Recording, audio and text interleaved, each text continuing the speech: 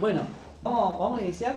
Bueno, Antes de iniciar, Luis, queríamos, en representación del departamento, hacerte una pequeña entrega, Ajá. un reconocimiento por tu nombramiento como profesor consul. bueno, Sabemos que no es poca cosa, es algo, digamos, Sí. es algo muy honorífico, digamos, entonces nos pareció interesante por ahí que te quede un recuerdo, reconocerlo, digamos, de esa manera.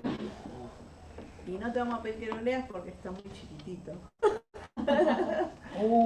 pero no, esto es demasiado, No, demasiado. Bueno, es el agradecimiento a todos. Bueno, realmente lo muestro con orgullo nuevamente. Así que Bueno, muchísimas gracias. Gracias, Sergio. No, por favor. Bien, ustedes dos, gracias a todo el departamento y a quienes están acá presentes, al amigo Monferrán, a Lorena. Bueno, muchísimas gracias. Una pavada. ¿Para qué voy a hablar? Ya no sé qué decir.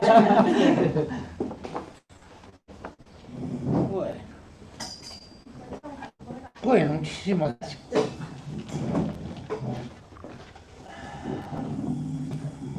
Bueno, no esperaba esto, realmente muchas gracias. Bueno, me pidieron que hablara un poquitito de un tema que me hace acordar una materia de primer año, que se llama Ingeniería y Sociedad. Nosotros vamos a hablar de informática y sociedad. Aunque de alguna forma las cuestiones que voy a mencionar serían aplicables a la ingeniería en general. La idea de esto es hacer una serie de reflexiones sobre lo que algunos llamarían efectos colaterales del ejercicio de la profesión, que creo que en la ingeniería en general se dan, y se dan muchísimo, y lo que hemos hecho los ingenieros no informáticos a lo largo del último siglo y medio, por decir algo, lo estamos viendo en este momento, ¿no es cierto? Es decir, el caos ecológico que se vive es un poco producto de haber puesto la ingeniería más al servicio del capital que al servicio de los seres humanos. Es decir, no hemos pensado adecuadamente cada paso que dimos los ingenieros en cada cosa nueva que se hacía.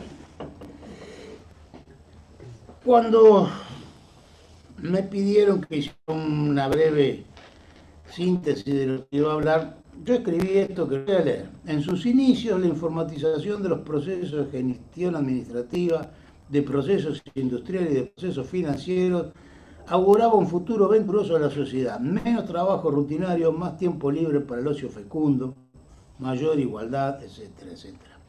¿Se ha logrado esto? ¿Hay alguna perspectiva de lograrlo? ¿O la informática ha sido herramienta fundamental para un mundo en las antípodas de tal promesa primigenia? Tratar de preparar esto me llevó de alguna forma a recorrer mi vida completa. Porque he destacado tres periodos. ¿Qué pasaba en los años 60?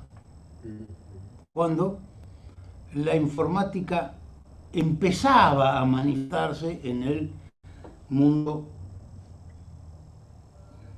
en el común, digamos, en las actividades comerciales, en las actividades administrativas. Ya había automatización de procesos, la automatización de procesos es vieja, no es nueva, pero justo también a mediados de los 60, principios de los 70, es cuando la informática entra en la automatización y pasan otras cuestiones.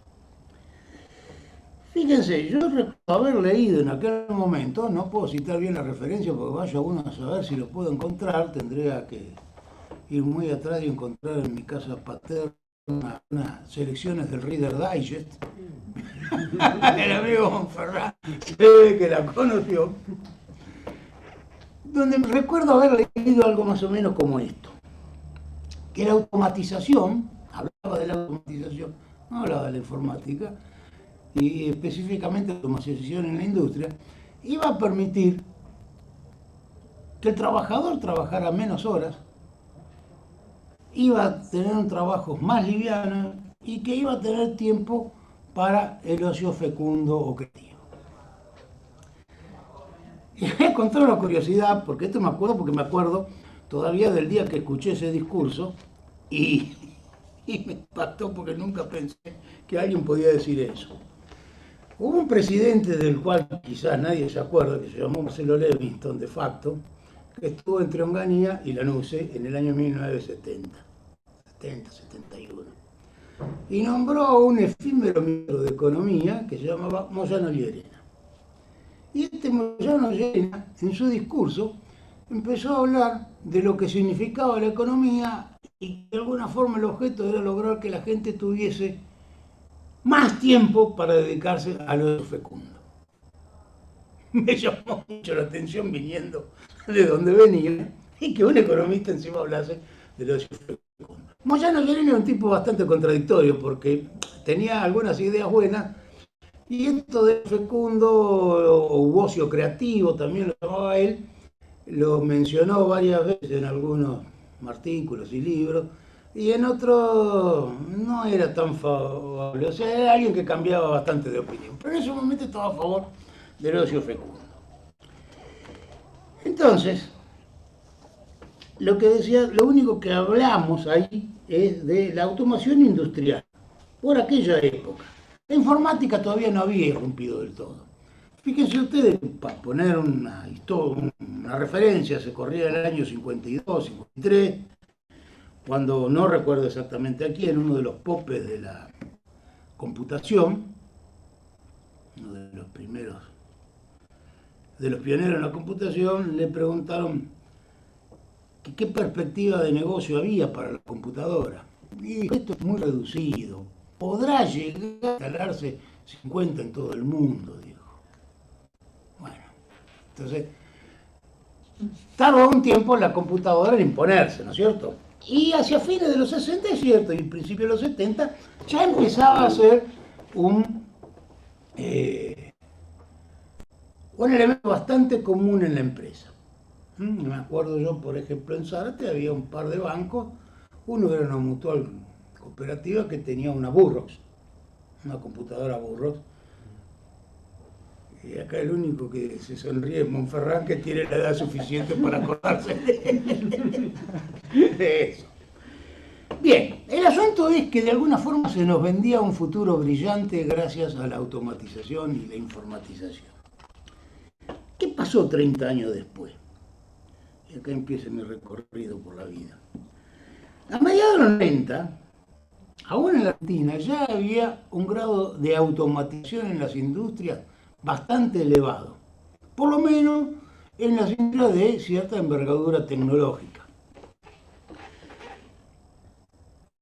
Esto se facilitó mucho por el hecho de que ya la presencia de la computadora en el control de procesos hacía más fácil su implantación. Cada vez que se hacía un revamping, ¿no es cierto? O sea, una remodelación de algo existente, incorporando controles de procesos computarizados, uno de los objetivos inevitables era la reducción de personal. Entonces, normalmente se lograba la reducción de personal, pero los que quedaban se habían sobrecargado de trabajo. Siempre ha sucedido así y sigue sucediendo. El que quedó ahora trabaja más horas, con mayores responsabilidades y con menos tiempo libre, porque si la reducción iba a ser del 50%, se redujo al 30% y los que quedaron a asumir el trabajo del otro 20% que no está. También a mediados de los 90 nosotros nos encontramos que los sistemas de gestión administrativa, bancos, entidades financieras, cualquier tipo de ente público incluso, ya estaba la informática plenamente establecida, ¿cierto? Y también hemos observado una reducción del personal. Yo tengo unas cifras acá que son del INDEC del año 1974 al 2003. O sea que atraviesan más o menos esos 30 años de lo que hablo. En el año de 1974, en mayo, la desocupación en la Argentina era del 5%. En octubre era del 3,4%. En 1983, la desocupación era del 5,5% en mayo y en octubre del 3,9%. Había cedido un poco. En 1990 ya era de 8,6, 6,3. En 1999 era del 13,8 y en octubre y del 15,4 en mayo del 2000. En octubre del 2002 estábamos en el 17,8% y en mayo del 2003 en un 15,6%. Creo que esto habla de por sí solo cómo creció la desocupación desde aquellos años, fines de los 60, en los cuales en la Argentina se vivía una situación relativamente buena, relativamente estable, baja desocupación, buenos salarios, una industria creciente que la teníamos, incluso la posibilidad de fabricar a fines de los 60, principios de los 70. FATE estaba a punto de empezar a fabricar computadoras acá, pero bueno, la política supo dejarla de lado. Entonces uno se pregunta, ¿qué pasó entre medio, no es cierto? Pero antes tengo otra cifra para leer, porque por ahí uno piensa que nos estamos limitando a la Argentina. Inglaterra, entre 1971 y 1973 tenía un 4% de desocupación. En ese momento el primer ministro era, no vamos a hablar de la reina porque ella es eterna, pero el primer ministro era un conservador, Edward Heath. En el 73 o 74 es cuando asume Thatcher. En 1983, pleno Thatcher, ya la desocupación era del 12%. En 1993 era del 10%. Ya ahí estaba John Major, que también era conservador y era sucesor de Thatcher. En España, no sé, ustedes eran muy jóvenes, pero algunos se acordarán de aterradora cifra del 25% a mediados de la década del 90. 25% de desocupación. No le fue tan bien a los pobres españoles, bajó bastante y después volvió a subir. En el 2014 llegaron al 27%.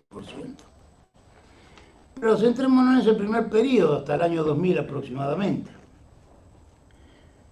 Y ahora no es dato, es simplemente una observación subjetiva. Vivienne Forrester, una escritora francesa, escribe en los años 90 un libro que se llama El horror económico. Y describe gente en París viviendo bajo de los puentes. Había muchísima gente ya viviendo abajo de los puentes en la década del 90 de París. Hay una canción que se llama Bajo los puentes de París y hay otra que es Bajo los cielos de París, que es la más conocida, que es de la Gran Edith Piaf.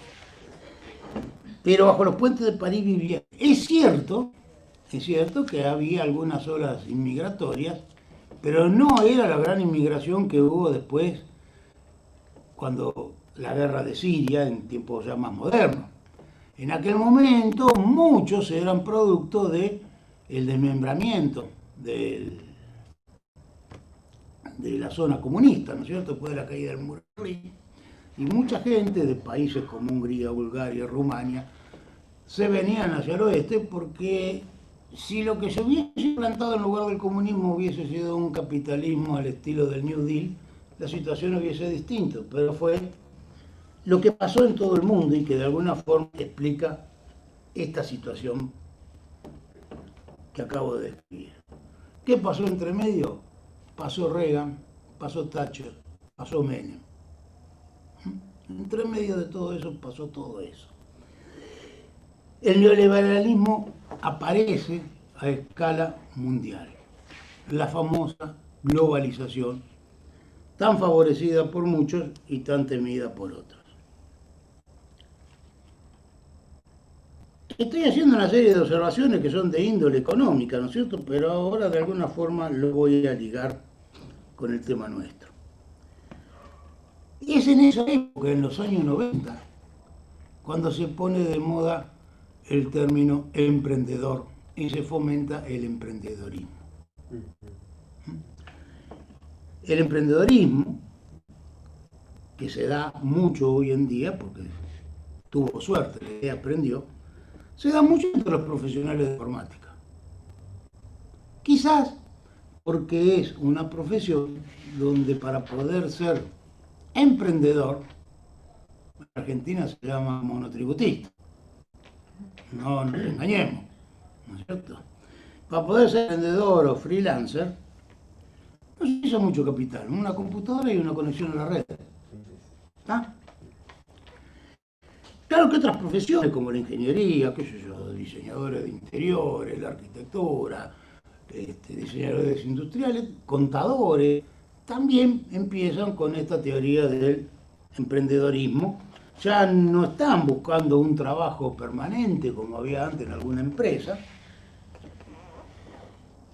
Y lo que se logra de alguna forma es una precarización laboral, ¿no es cierto? Porque el individuo ahora ya no tiene sindicato, tiene que hacerse cargo de su seguro de salud, tiene que hacerse cargo de su jubilación, etcétera, etcétera, etcétera.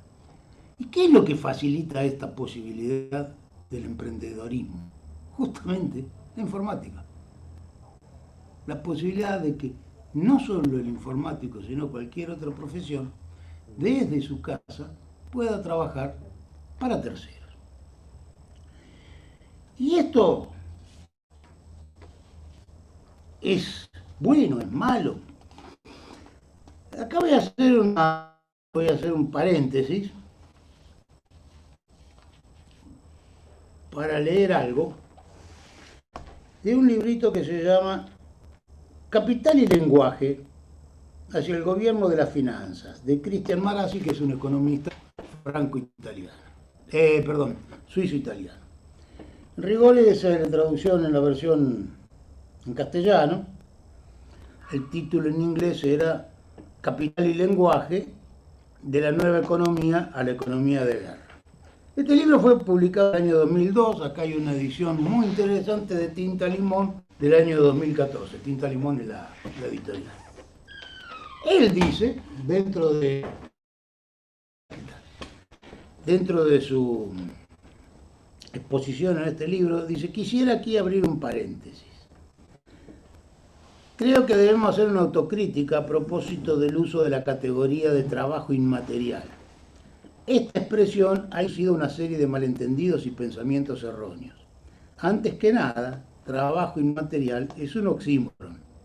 El trabajo es siempre material, aun cuando es cognitivo. El trabajo es cansador, sea como gasto de energía física o como gasto de energía intelectual, por lo que creo que deberíamos abandonar este concepto de trabajo inmaterial. Debemos, en todo caso, insistir, otras cuestiones. Y dice, por ejemplo, el sufrimiento ligado al trabajo cognitivo. En los últimos años, vuelvo a decir esto del 2002, ha habido un particular desarrollo de patologías, sufrimientos, depresiones. Precisamente en ese periodo han surgido datos concernientes al mercado norteamericano. En los últimos 3 años se han perdido 1.800.000, no de puestos de trabajo, sino de personas en el trabajo, casi todas en situación de invalidez. Me pareció interesante destacar esto porque alguien podría decir, bueno, el trabajo del informático es distinto a cualquier otro tipo de trabajo, porque es un trabajo intelectual. Siempre ha habido esa especie de mal entendida dicotomía, y se la ha defendido mucho, y desde el campo de la informática también en particular,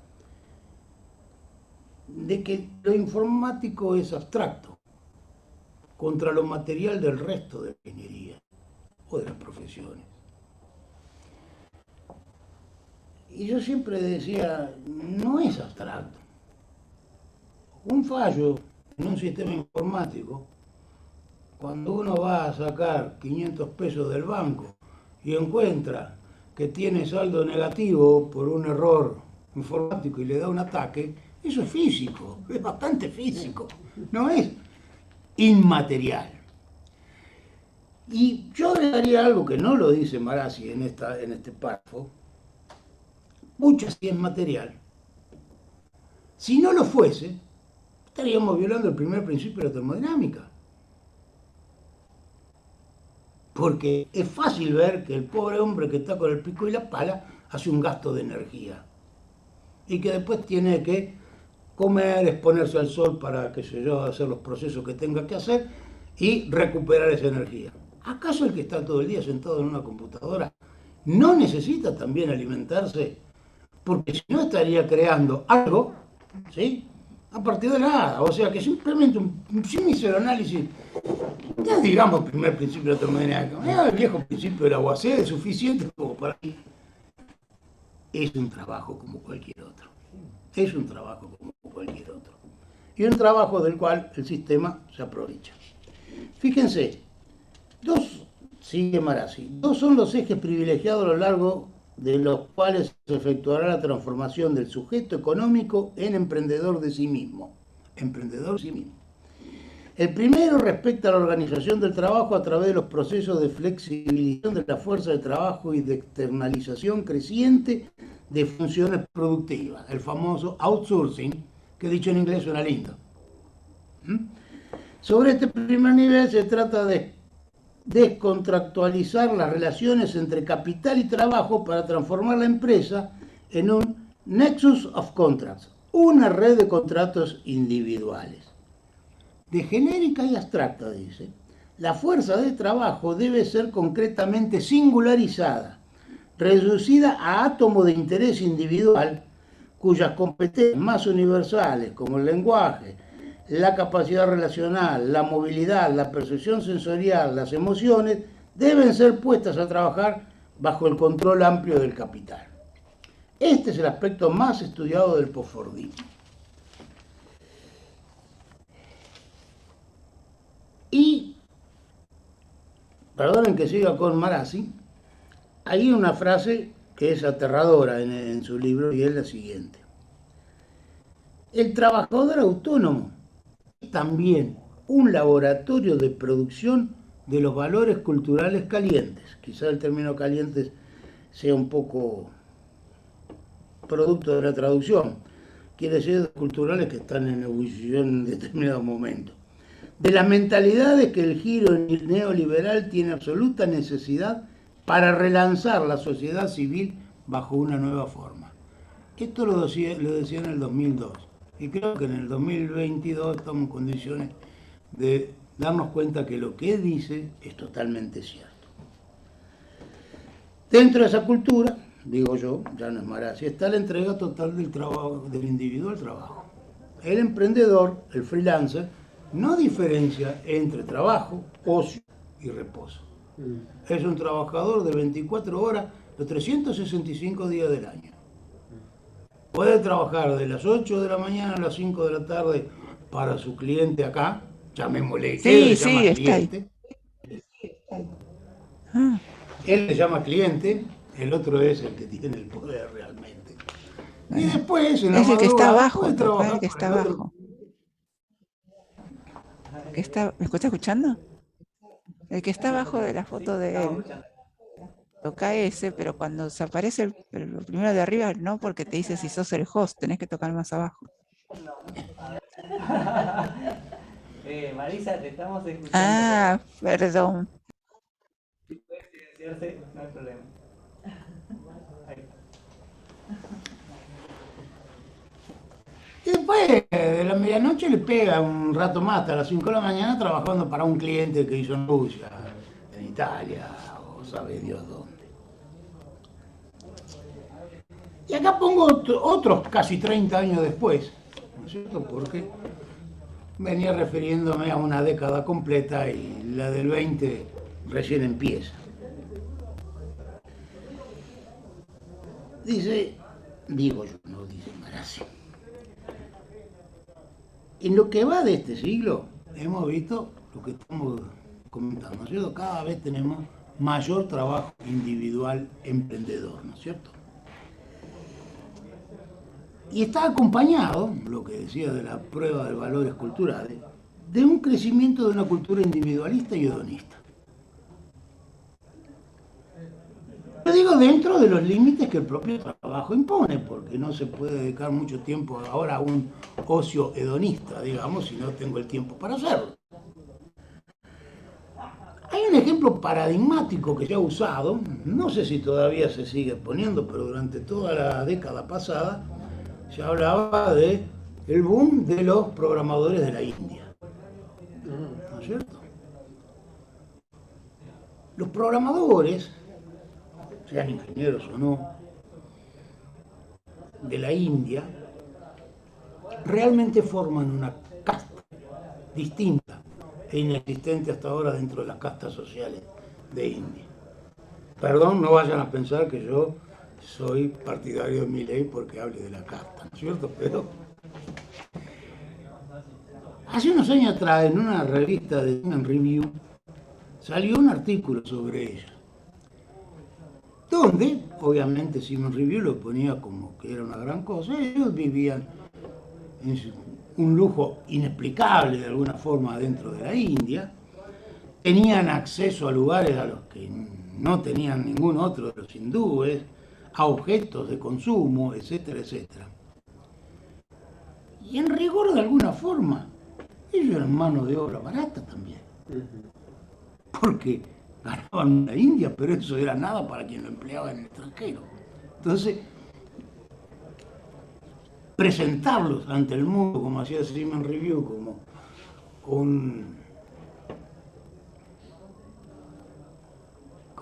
un paradigma de algo deseable, es forma de tratar de inducir en todo el mundo esa idea de ciertos valores culturales, que en el fondo lo que significa es, muchachos, donde hay gente que les pueda pagar poco en dólares y les represente mucho en su país, vengan que tenemos trabajo.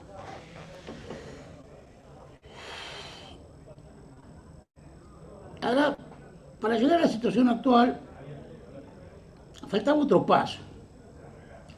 Me pregunto yo capitalista, ¿podré tener un sistema productivo sin gente ocupando un lugar común? Y acá es donde, por un azar del destino, apareció el coronavirus. Y vino a acelerar algo que muchos deseaban. Y era justamente el tener la empresa productiva, ya sea de bienes intelectuales o de bienes reales, ya es un poquitito más difícil. Yo no puedo fabricar autos si no es en un lugar específico, todavía, ¿no es cierto? Y el coronavirus vino a lograr tener la empresa sin empleados. Fíjense, al empleado lo sacamos del box. Normalmente es en las empresas de tipo comerciales, administrativas, lo típico era el box. Yo tengo mis dos paredes acá, trabajo, y ahí está mi compañero, a quien no veo. Ahora no necesito ni el box, los tengo totalmente aislados, no tienen ningún tipo de conexión, nada por el estilo. O sea que no se va a levantar a decir, ¿viste que Messi hizo 5 goles ayer? Y ponerse a hablar de fútbol o de lo que sea, no. Ni van a hablar de moda, ni van a hablar de cine, ni van a hablar de nada, está en la casa. Claro, podría ser que este cristiano que arranque a las 8 o a las 9 o a las 10 de la mañana, tampoco le preocupa mucho exactamente a qué hora arranca, sino cuánto tiempo va a estar trabajando. Sobre esto hay otro tema interesante. Uno podría pensar que puede ser molestado por sus hijos, por su compañero o su compañera. No, porque un compañero o compañera también está trabajando en la habitación de al lado, el box, ¿no es cierto? Y los hijos tienen doble escolaridad. Y de todas formas el tema, desde el punto de vista del capitalista, viene mejorando. Hace 2 meses atrás estuve escuchando conferencia de un japonés, especialista en robótica, y que era parte de la planificación de una gran feria internacional, donde uno de los temas entre otros, es robótica, que se va a hacer en Japón en el 2025, una cosa así.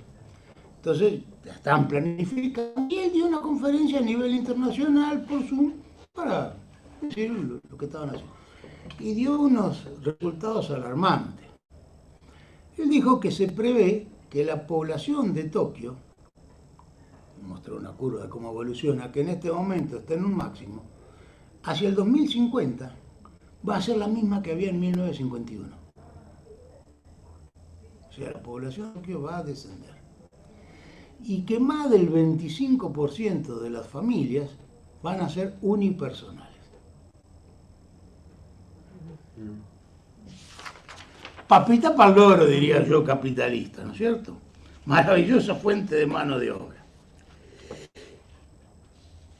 Acá quería mencionar también a Byung-Chul Han, mi filósofo contemporáneo favorito, el coreano. Dice en su librito En el enjambre: hoy en efecto estamos libres de las máquinas de la era industrial que nos esclavizaban y explotaban. Pero los aparatos digitales traen una nueva opción, una nueva esclavitud.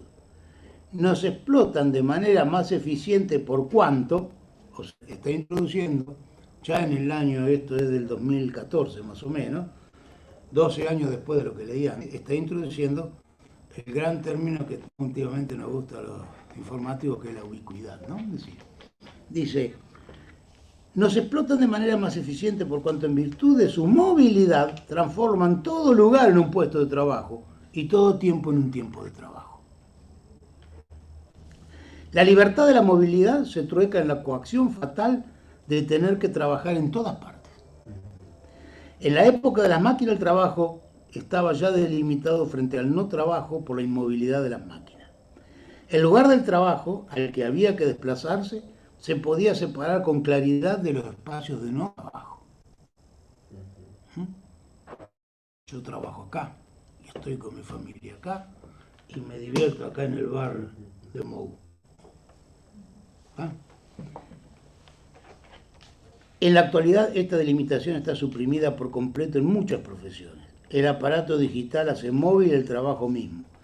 Cada uno lleva de aquí para allá el puesto de trabajo como un campamento. Ya no podemos escapar del trabajo.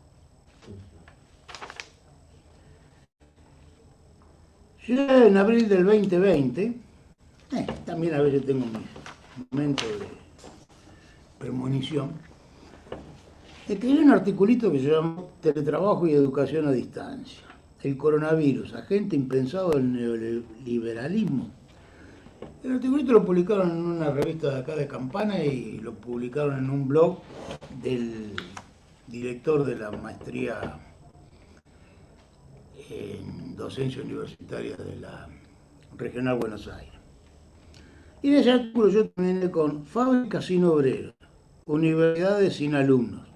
No puedo dejar de pensar en algo que pasaba en mi juventud, vuelvo atrás a los 60. El sueño de Onganía en 1968, plasmado en el Plan Tacchini para descongestionar las universidades grandes. Córdoba, Buenos Aires, La Plata, Rosario y la del Sur, ubicadas en centros industriales por excelencia, para evitar las huelgas y movimientos conjuntos de obreros y estudiantes. Se concretará finalmente con la total pasividad y aceptación e incluso promoción de los propios afectados. Esa frase es mía. Fíjense,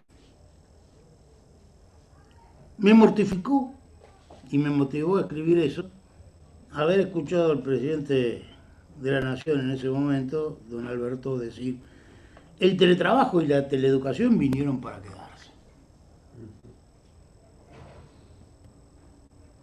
Y me parece grave para el trabajo, para la educación, pero fundamentalmente para los stakeholders, ¿no? Que somos todos nosotros.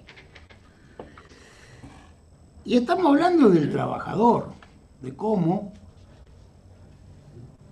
el sistema logró a través de la informática. Porque esto, lo voy a decir aunque suena fuerte, no recuerdo quién fue el autor, me parece que fue un filósofo también contemporáneo alemán, o fue el propio Marazzi en otro libro, yo no lo recuerdo en este momento. dijo, la informática es la herramienta del neoliberalismo. No podría ser inventado sin la informática. Hay un libro que se llama El espectro del capital, también un libro nuevo de un alemán, donde el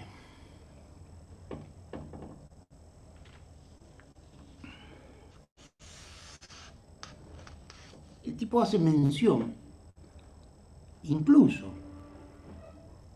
al tema de cómo la informática maneja hoy el día el tema de las acciones. Ya no es ese que veíamos nosotros en las películas como Wall Street o la otra que estaba todo así, comprenda, no. Dice, con la precisión del milisegundo están siguiendo y tomando decisiones, son las máquinas las que compran y venden acciones, o sea que estaríamos en una situación peor, no solo nos explotan, sino que además nos gobiernan máquinas. Ya. Si una acción sube y una empresa va para arriba o va para abajo por eso, madre mía. Pero la informática ha logrado otra cosa, que el consumidor, y voy a hacer otra observación política, a mí me parece horrible que en nuestra Constitución última se le haya dado figura al consumidor, el ser humano, el ciudadano ahora es tratado como un consumidor y los derechos del consumidor. ¿Cuánto trabajo los bancos delegaron en el cliente? No solo desapareció el empleado que tenían que tener porque había mucho trabajo manual, sino que desaparece el otro, porque lo hacen cliente. Y encima tienen el tupé de hacer propaganda como evite las terribles colas del banco, ahora esto es home banking. El banco tendría que tener la responsabilidad de no tener cola. Y el otro día tuve que pasar por ventanilla, por primera vez en no sé cuántos meses, quizás hace más de un año, que yo no pisaba una ventanilla. Estaban las 3 ventanillas, me atienden en una y cuando paso veo a uno del otro lado. Nos saludamos, ¿qué haces? Tanto tiempo, me alegro de verte. Y yo tardé 3 días en acordarme del nombre. Alguien con el que solía hablar habitualmente cuando iba al banco a hacer transacciones. Esto pasó hace 15 y todavía no me puedo acordar el apellido, eso es lo peor de todo. ¿Cómo lo manejamos? Lo comparo con algo que hace muchísimos años. Yo soy cliente de un lugar, no de un banco específico. Ese lugar es 19 de marzo, no sé qué número es, al lado de la estación de servicio. Esas son Acción de la Santa. estelita esa que se Yo cobra. entré en el año 77 cuando era Banco Delta. Cuando vos lo Porque era ponés. Banco Delta y Norte Argentina. Pero igual está todo Después lleno de abril, mira. Miralo así, así como está. Sí, sí. Banco Delta, después Martín, ¿vas a silenciar el micrófono? A ver, Martín.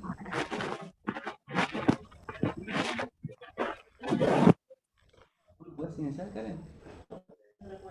Ah, Banco Delta, después fue Banco no sé qué de la Ribera, Banco Río Santander, ahora Santander. Me acuerdo que una vez hace muchos años llegué a casa a las 5 de la tarde y me dice mi mujer, llamó María del banco, dice que te sobregiraste. María la conocía yo solamente del banco, la conocí en el año 77 y a partir de ahí. Me dice, pero que no te preocupes, que ella sacó de su cuenta y cubrió la diferencia. Eran otras épocas. Y resumiendo un poco, lo que he tratado de mostrar es que desde los albores de la automatización e informatización a mediados de los 60 hasta ahora, la situación general de los trabajadores habla en franco deterioro. La desocupación en aumento, los salarios reales disminuyen. Y no mencioné, por ejemplo, en las cifras que tenía de la Argentina, la cantidad de subocupados, o sea, aquellos que trabajan menos de 8 horas por día que había ya en el año 2003. Yo creo que todo esto es por la diseminación a través del mundo, la famosa globalización y la expansión del neoliberalismo. Y esto es una hipótesis personal, la dejo a consideración. Creo que si no fuese por la informática no hubiese pasado esto. Creo que la informática es la herramienta que ha permitido que esto suceda. Y vuelvo a lo que dije al principio. Ojo, tenemos un mundo que desde el punto de vista ecológico está mucho peor, y ya lo estaba en los años 70, de lo que estaba en el 1850. Y la culpa de eso la tenemos los ingenieros de las otras profesiones que no son informáticos. O sea que acá, si vamos, hay para todo. Estoy describiendo lo que pasa. Y Gilles Deleuze, filósofo francés, contemporáneo, aunque ya fallecido, en el año 70 y pico, en un librito que se llama Diálogo con Claire Parnet, a lo mejor habría que hablar mucho para poder hacer la situación, o ponerlo en situación, o en contexto. Él decía, o su teoría, no solo en ese libro, sino en general, es que hay un aparato codificador que es el que usa el Estado para mantener el control. Y decía en los 70, ¿cuál será acaso la informática? Lo decía en los albores de los 70. Decía, ¿será acaso la informática?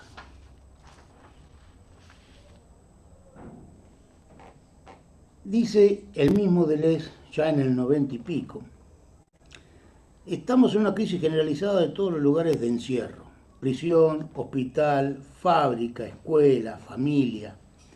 La familia es un interior en crisis, como todos los interiores escolares, profesionales, etc. Dice, solo se trata de administrar su agonía, la de los lugares de encierro. Esto viene a colación de Foucault, ¿no es cierto?, que ha hablado de los lugares de encierro para los molestos. Los chicos son molestos, los enfermos son molestos, los locos son molestos, los ladrones son molestos, entonces los encerramos en colegios, en hospitales, en manicomios, en cárceles, etcétera, etcétera. Foucault es el famoso panóptico, ¿no es cierto?, que todos hemos visto alguna empresa industrial donde está el gran taller y ahí arriba está el elevado, está la oficina del supervisor que tiene el control sobre todo. Dice, solo se trata de administrar su agonía y de ocupar a la gente hasta la instalación de nuevas fuerzas que están golpeando la puerta. Son las sociedades de control las que están reemplazando a la sociedad disciplinaria. La sociedad disciplinaria es la que disciplinaba a través del encierro. Hoy estamos, dice, en una sociedad. Veía en el 2000, en el 1990, una sociedad de control que es la que va a primar. Y, así como decía alguien, divide y reinará, manteniendo aislado a la gente, es la mejor forma de controlar. Dice, control es el nombre que Burroughs propone para designar al nuevo monstruo y que Foucault reconocía como nuestro futuro próximo. Burroughs es el autor de ciencia ficción, además era todo un personaje de los años 60, ya recontra fallecido. ¿Qué digo 60? 50, de la época de los beatnik, que era justamente también heredero de la fábrica Burroughs que fabricaba las computadoras. Control es el nombre que Burroughs propone para designar al nuevo monstruo y que Foucault reconocía como nuestro futuro próximo. Y tengo que hacer mi mea culpa, yo me dediqué toda mi vida al control. No de personas, pero de alguna forma, en el fondo están las mismas cosas. Vuelvo a Marazzi, dice Marazzi, el nuevo capital constante, a diferencia del sistema de máquinas físicas típicas de la época fordista, está constituido, junto a las tecnologías de la información y la comunicación, por un conjunto de sistemas organizativos inmateriales que extraen plusvalía siguiendo a los trabajadores en cada uno de los momentos de su vida, consecuencia que la jornada laboral, el tiempo de trabajo se alarga y se identifica. Entonces ahora voy a hacer mención a un pequeño articulito del MIT, publicado en el Technology Review de julio del 2020 en el MIT. El autor es un tal Will Douglas Given, y se llama La nueva normalidad laboral, trabajadores ultravigilados y controlados. Esto es el MIT, ¿eh? No es ni de Sendero Luminoso, ni de ninguna organización extremista, esto es del MIT. Dice, los críticos argumentan que la vigilancia en el lugar de trabajo socava la confianza y daña la moral. Estoy extrayendo parte, obviamente. Los grupos de derechos de los trabajadores opinan que tales sistemas solo se deben instalar después de consultar a los empleados. ¿A qué está haciendo referencia? A los software de control que se instalan en las computadoras de cada uno de los que trabajan en su casa. Puede crear un enorme desequilibrio de poder entre los trabajadores y reduce la capacidad de los empleados de exigir responsabilidades al cuerpo directivo, destaca la abogada y cofundadora de Fox Club de Reino Unido, Cory Crider, empresa legal sin ánimo de lucro que trabaja para impedir que los gobiernos y las grandes empresas hagan un mal uso de la tecnología. Antes de decir, quiero hacer un pequeño paréntesis porque recordé algo, ahora que dice, para impedir que los gobiernos y las grandes hagan uso de la tecnología. Cuando Deleuze habla del aparato de sobrecodificación del Estado, que es el que es necesario para mantener las cosas bajo control, habla del Estado en una época en que había estados. Había estados omnipotentes, ¿no es cierto?, como lo de los países de la órbita comunista, y había estados, ¿por qué no también omnipotentes?, dentro del sistema capitalista. Era la época del New Deal, todavía se mantenía, etcétera, etcétera, y los estados tenían influencia. ¿Qué puede pasar hoy en día cuando el Estado pierde absolutamente poder, como está pasando en casi todos lados, y ese poder empieza a pasar a manos privadas? Ni siquiera un conjunto. Hoy estamos hablando de una sola persona, como el caso de Elon Musk, ¿no es cierto? Yo no sé si alguno de ustedes tuvo la oportunidad de ver los Starlink cuando pasaron en enero. Es una cosa maravillosa. La verdad que como espectáculo fue bellísimo. Pero cuando hayan 1500, 2000, no sé cuánto pienso poner de todo eso, con los cuales nos va a dar internet casi gratis. Y además de ser ya dueño de Twitter y dentro de poco no sé de qué otras cosas, lo será. Y tenga el dominio total de todo. Terminaremos como en Highlander, que nos van a hacer creer que la capa de ozono desapareció y no hacen una cobertura. Bueno, me gustan las distopías, así que por lo menos las historias distópicas. Dice, sean cuales sean sus puntos de vista, este tipo de software ha venido para quedarse, en parte porque lo está normalizando el teletrabajo. El CEO de Enable, es la empresa que hace este software en particular, Tommy Ware, la startup de Boston que está desarrollando este nuevo software de control, detalla, creo que la monitorización en el lugar de trabajo va a volverse muy popular. En los próximos 6 a 12 meses se volverá tan generalizado que ni se notará. Y él dice, Ware asegura que desde que las oficinas se cerraron por la pandemia, las consultas sobre sus productos se han cuadruplicado. Nunca había visto algo así. ¿Por qué ese repentino interés? Lo dice él mismo. Los jefes llevan intentando exprimir hasta la última gota de productividad y trabajo de sus empleados desde antes de tener los ordenadores, lo cual es cierto. Pero la precisión de la vigilancia actualmente disponible no se ha visto nunca antes, explica Crider, la abogada. Bueno, fíjense que llevar, como es que decían, bueno, llevar el control, la vigilancia al lugar de trabajo, que ahora es la casa, no es más la oficina, no es el box. Otro gran negocio.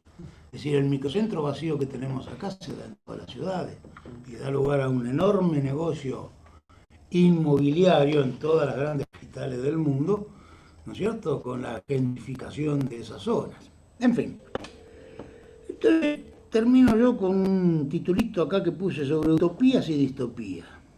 ¿Hacia dónde vamos? ¿Vamos a Wall-E? ¿Vamos al Yo Robot de Asimov? Donde los robots pasaron a ser los explotados y un buen día se rebelan. ¿Sueñan los robots con ovejas eléctricas, como dice Philip K. Dick, ¿no es cierto? Y con la cual hicieron el Blade Runner. Entre paréntesis, el Blade Runner 2049, qué mala. No sé si lo habrán visto, pero qué mala.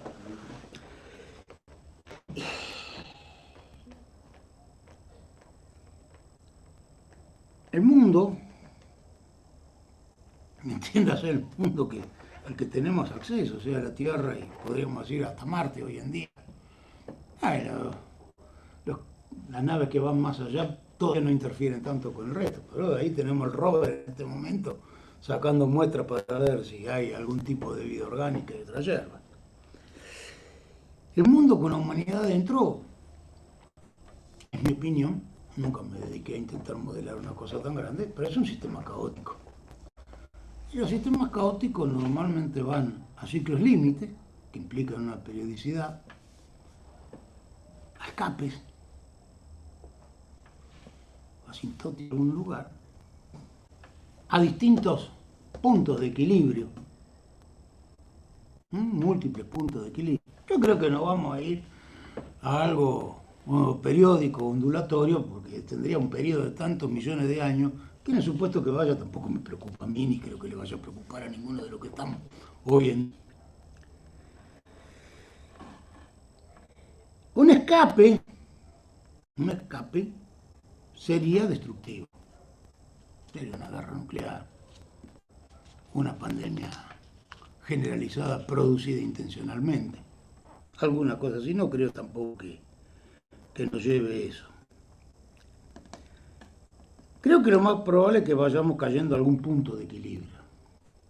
La ventaja de los puntos de equilibrio es que de repente una perturbación suficientemente grande nos puede hacer mover en el plano de fase e ir a parar a otro punto de equilibrio. Eso es importante. ¿A dónde? ¿Cuál será nuestro próximo punto de equilibrio? ¿Estamos en algún punto de equilibrio ahora? Yo creo que la dinámica que estamos siguiendo en los últimos 50 años, a mí me dicen que no, que estamos yendo hacia algún lugar. ¿Nuestro punto de equilibrio será la utopía de Tomás Moro? ¿O serán distopías al estilo de Mad Max? ¿O aún distopías del tipo Un Mundo Feliz de Huxley, ¿no es cierto? Donde en Europa una parte de la humanidad vive muy bien gracias a la pastillita de soma que se mandan todos los días, ¿no es cierto? Pero acá en América existe otra realidad, que son los que además producen para que ellos vivan. Lo que sí creo que estamos en este momento en un lugar donde tenemos un control exagerado sobre las personas, sobre cada uno de nosotros. Y la informática tiene mucho que ver con eso. Tiene mucho que ver con eso. Al punto que nosotros mismos pedimos cámaras que nos vigilen, que nos controlen, que nos vean. Cámaras de seguridad. Y acá no importa de qué palo sean los intendentes, escucha de un lado y del otro, decir, hemos puesto no sé cuántas cámaras nuevas en tal lugar. Todos están con esa idea.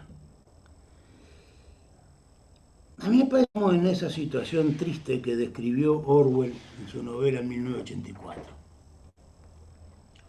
Siempre digo qué ironía, ¿no es cierto? Porque Orwell era un tipo muy particular. Él era socialista y desencantado con el stalinismo, renuncia al socialismo y escribe en 1984, en 1948, ¿no? 48-84. Y sitúa esa situación de control, ahí es donde aparece el famoso término hermano, ¿no es cierto? Pone esa situación de control en un país socialista hipotético que estaría en la zona de Australia o algo por el estilo. Yo digo, qué contradicciones se suman del control que él prevé, donde cada uno tiene una cámara en su casa y el gran hermano lo ve a todos, Pero no el gran hermano como institución, el gran hermano real. Persona, puede ver a quien quiera de sus súbditos y controlarlo. Por supuesto que no lo va a hacer con todo, pero cuando a alguno en particular le interesa lo puede hacer. El control es tan grande adentro de las casas y afuera que el protagonista, cuando entra en una relación con una mujer, para poder tener un encuentro amoroso, tienen que tomar un tren, separados, distintos horarios, viajar a no sé qué, ir a no sé dónde, para poder escapar de las cámaras. Igual los encuentran. Igual los encuentran. En 1984, la gente de ese hipotético país, lo único que hace es trabaja, es controlada, es vigilada. Y encima son aleccionados por medios de comunicación que no hacen más que meterle fake news. Algunas de las cuales nosotros las recordamos tristemente del año 1982. Estamos ganando, ¿no es cierto? Esa era la frase del gran hermano también, en la hipotética guerra que mantenían con el otro bloque que era Irín, no me acuerdo cómo se llamaba, sí, lo que era Europa, parte de Asia. Y él estamos ganando. Y hoy en día estamos sometidos a un control intensivo, saturado de trabajo el que lo tiene, ¿no es cierto? Porque mientras tanto la desocupación crece y se están generando enormes masas que también las vemos en otras distopías por ahí. Y la gente está totalmente dominada por noticias falsas. Y no hablo ya de noticias de índole político, ¿no es cierto?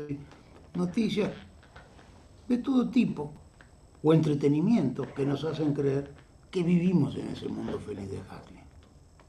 Y no vemos la realidad a la que vamos. Que yo no sé cómo irá a terminar. Cuando uno piensa en la cantidad de marginados y desplazados que hay en el mundo, pues no pensemos solo nosotros, en el mundo entero. ¿No es cierto? Esas sociedades de los de arriba y los de abajo. ¿No es cierto? Los que dominan y los que solamente producen para el resto. Estamos tan lejos de eso.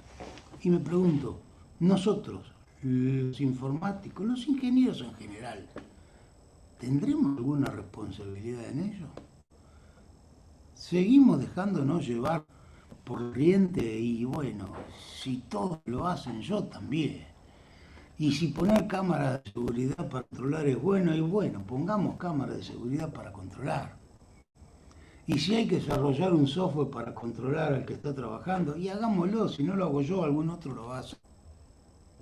Esa es una frase muy común. Si no lo hago yo, algún otro lo va a hacer. Y nos dejamos estar y seguimos adelante y se nos pasa la vida, ¿no? Eso se lo puedo decir en algún momento. Y uno mira para atrás y ve que tuvo oportunidades de hacer cosas y no las hizo.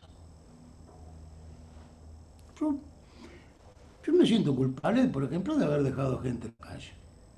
Yo he automatizado procesos y ha quedado gente en la calle. Y he hecho lo imposible para que no quedaran. Pero es el divino botón. El que quiere automatizar, lo que quiere es ganar más plata. Obtener mayor producto por el mismo precio. Es decir, violar, sí, los principios de la termodinámica, entrada nula y tener salida. ¿No es cierto? Eso es lo que pretende. Hay teorías al respecto, la efemerización y qué sé yo, cuántas cosas más, que al que le guste lo puede investigar. Les agradezco su intención, lo mío era simplemente intentar una reflexión. Dejar dudas. Como diría Jim Morrison, a mí me gusta todo aquello que contribuye al caos y la confusión. Entonces mi intención es crear un poco de caos y confusión en la mente de todos ustedes, para ver si de ahí podemos sacar un mundo mejor. No digo un mundo feliz, un mundo mejor. Bueno, muchas gracias a todos. Y nuevamente gracias al departamento por el reconocimiento y el presente. Gracias.